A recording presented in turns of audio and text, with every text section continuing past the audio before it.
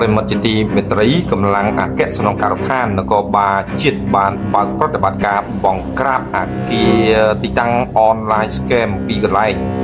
នៅក្នុងក្រុងប៉ោយប៉ែតខេត្តបន្ទាយមានជ័យបានធ្វើការឃាត់ខ្លួនមនុស្សជាង300នាក់ហើយសមត្ថកិច្ចក៏មានការផ្ទុះអាវុធជាច្រើនគ្រាប់ដើម្បីទប់ការរត់ចេញរបស់អ ுக ្រិតជនកម្លាំងអគ្គស្នងការនគរបាលជាតិនៅថ្ងៃទី22ខែមេសាឆ្នាំ2026នេះ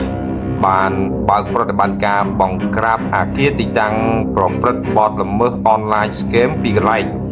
នៅក្នុងសង្កាត់អូជ្រៅក្រុងប៉ោយប៉ែតខេត្តបន្ទាយមានជ័យដោយចាប់ខ្លួនមនុស្សជាង300នាក់ភាគច្រើនជាជនបរទេសប្រតិបត្តិការនេះបានធ្វើឡើងដោយអនុវត្តតាមបទបញ្ជារបស់នាយឧត្តមសេនីយ៍សថេតអគ្គស្នងការនគរបាលជាតិដឹកនាំផ្ទាល់ដោយលោកឧត្តមសេនីយ៍ឯកហែមសុវត្ថិអគ្គស្នងការរងនគរបាលជាតិក្រោមការសម្របសម្រួលពីតំណាងអាយកាអមសាលាដំបងខេត្តបន្ទាយមានជ័យ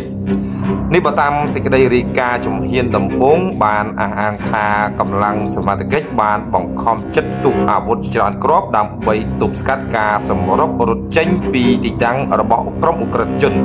ក្នុងនោះកម្លាំងជំនាញបានឃាត់ខ្លួនមនុស្សជាង300នាក់និងដកហូតបានវត្ថុតាំងបម្រើឲ្យការប្រព្រឹត្តបទល្មើសជាច្រើនទៀតផងដែរតដៃទៅនេះតដៃ